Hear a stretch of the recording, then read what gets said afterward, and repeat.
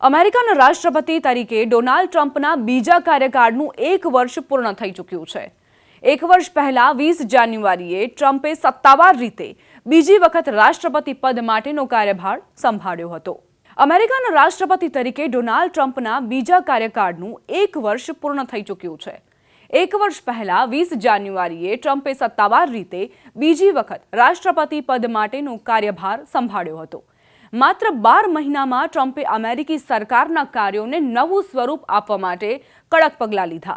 Immigration, જળવાયુ નીતિ, federal ભરતી અને વિવિધ કાર્યક્રમોમાં વ્યાપક ફેરફારો કરવા માટે કાર્યકારી આદેશોનો ભરપૂર ઉપયોગ કરવામાં આવ્યો। મોટા પાયે નિર્વાસન અભિયાન, સૈન્ય સહાય સહિત કઠોર સીમા નીતિ અને બાઇડન કાર્ડના નિયમોને ઝડપથી ખતમ કરવા આ એક એવા રાષ્ટ્રપતિની ઓળખ બની જે કેન્દ્રીકૃત સત્તા અને ટકરાવ પર આધારિત છે। ઘણી વખત સામાન્ય સહમતિની કિંમતે આવું કરવામાં આવ્યું। ચૂંટણીમાં ટ્રમ્પે વચન આપ્યું હતું કે ગેરકાયદે ઘૂસી આવતા પ્રવાસીઓ માટે સીમાઓ બંધ કરી દેવામાં આવશે। અમેરિકામાં હવે કોઈ ગેરકાયદેસર પ્રવાસી નહીં આવી શકે। આજે ખરેખર સીમાઓ બંધ છે।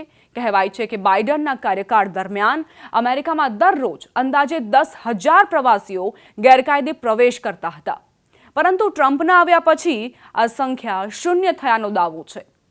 વેપાર ટ્રમ્પનું સૌથી શક્તિશાળી વૈશ્વિક હથિયાર બની ગયું છે। તેમાં દાયકાઓથી ચાલતા મુક્ત વેપારની જગ્યાએ વિસ્તૃત ટેરિફ વ્યવસ્થા લાગુ કરાઈ છે।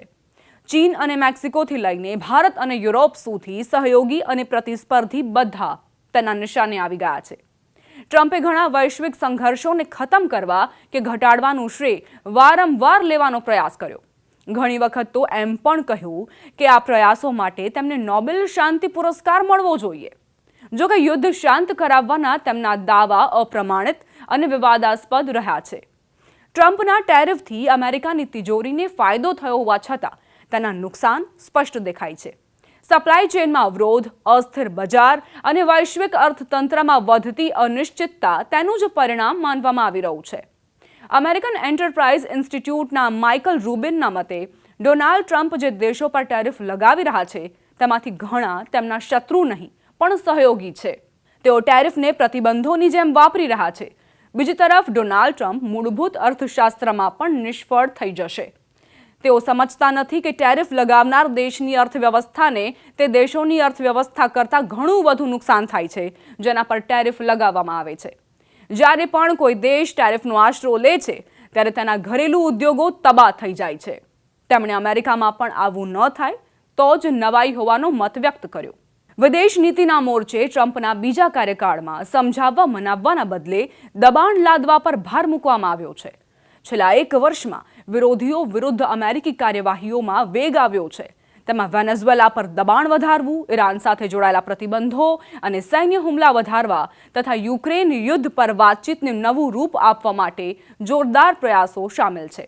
પારંપરિક કૂટનીતિ ઘણી વખત હાંસિયામાં ધકેલાયેલી જોવા મળી। પરંપરાગત કૂટનીતિનું સ્થાન જાણે કે આર્થિક દબાણ, બળનો ઉપયોગ અને ધમકીભર્યા સોદાઓએ લઈ લીધું છે। આ શૈલીએ વિરોધીઓને વધુ ખીલી ઉઠ્યા છે, જ્યારે જૂના સાથીદારો અસ્વસ્થ બની ગયા છે। સિક્સ ઓફ અમેરિકાના અધ્યક્ષ જસદીપ સિંહ જેસ્સીએ જણાવ્યું કે આંતરરાષ્ટ્રીય મોરચે ટ્રમ્પે ગાઝા, હમાસ, ઈરાન અને ઇઝરાયલ વચ્ચે શાંતિ સ્થાપિત કરી છે। આ એક અદ્ભુત સિદ્ધિ છે જે દાયકાઓમાં કોઈ કરી શક્યું નહોતું। હવે અમે મધ્ય પૂર્વ શાંતિ યોજના તરફ આગળ વધી રહ્યા છીએ, જેવી અમે પહેલાં ક્યારેય જોઈ નથી। રશિયા સાથે યુક્રેન સમજૂતી પર કઠોર મહેનત કરી રહ્યા છે। તે યુદ્ધને રોકવા માટે રશિયા પર ભારે પ્રતિબંધો લગાવ્યા છે। આંતરરાષ્ટ્રીય મોરચે લોકોને તેમના ટેરિફ અને બાકીની દુનિયા સાથેના વર્તન પસંદ નથી, પરંતુ તેમનું ધ્યાન અમેરિકા પર છે। આ દરમિયાન અમેરિકા તે સંસ્થાઓથી પાછું હટવા લાગ્યું છે જે યુદ્ધ પછી વૈશ્વિક વ્યવસ્થાનો આધાર હતી। અમેરિકા મુખ્ય જળવાયુ અને વૈશ્વિક આરોગ્ય માળખામાંથી બહાર નીકળી ગયું છે। ડઝનેક આંતરરાષ્ટ્રીય સંસ્થાઓમાંથી હટવાની દિશામાં પગલાં લેવાઈ રહ્યા છે। સાથે જ ગઠબંધનની પ્રતિબદ્ધતાઓ પર ખુલ્લેઆમ પ્રશ્નો ઉઠાવવામાં આવી રહ્યા છે। નેટો સહયોગીઓ પાસેથી માંગ વધારવાથી લઈને ગ્રીનલેન્ડના અધિગ્રહણ જેવા વિવાદાસ્પદ વિચારોને આગળ લાવવા સુધી ટ્રમ્પના બીજા કાર્યકાળમાં બહુપક્ષીય સહયોગ કરતા અમેરિકી વર્ચસ્વને પ્રાથમિકતા આપવામાં આવી છે। ટ્રમ્પના બીજા કાર્યકાળના એક વર્ષમાં માત્ર અમેરિકા જ નહીં પરંતુ વૈશ્વિક સંતુલનમાં પણ હલચલ છે।